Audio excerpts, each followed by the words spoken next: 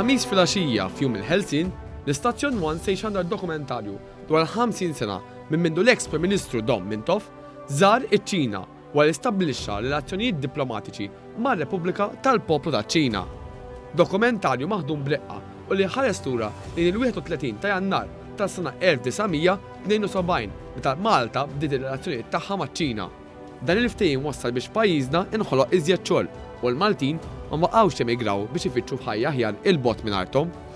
Il-ftehim wassal ukoll għal kummerċ bejn iż-żewġ pajjiżi u bloti ta' għajnuna finanzjarja mingħajr interessi miċ-Ċina seta' jinbena baċir kbir ta' 300,000 tunnellata fit-tarza ta' Malta kif ukoll il-bini ta' breakwater fil-pont ta' Marsa Xlokk.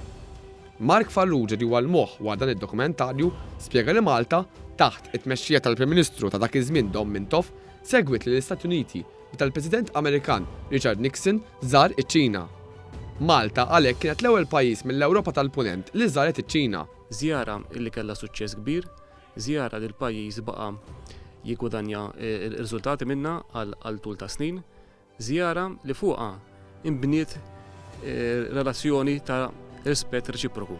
Żjara li għadna ngawdu frott minnha tagħha sal-lum għaliex kull gvern li ġie wara kompla jsaħħaħ ir-relazzjonijiet ta' Malta maċ-Ċina.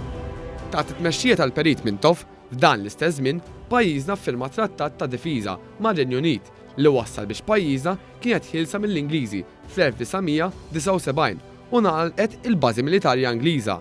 Fil-preżent, ir-relazzjonijiet bejn iż-żewġ pajjiżi għadhom saħħithom, hekk kif din is-sena wkoll f'dan l-anniversarju il-President ta' Malta George Vella kellu wkoll telefonata mal-President Ċiniż. Dan dal-aħħar siden lil Dr. Vella biex iżur iċ-Ċina din is-sena.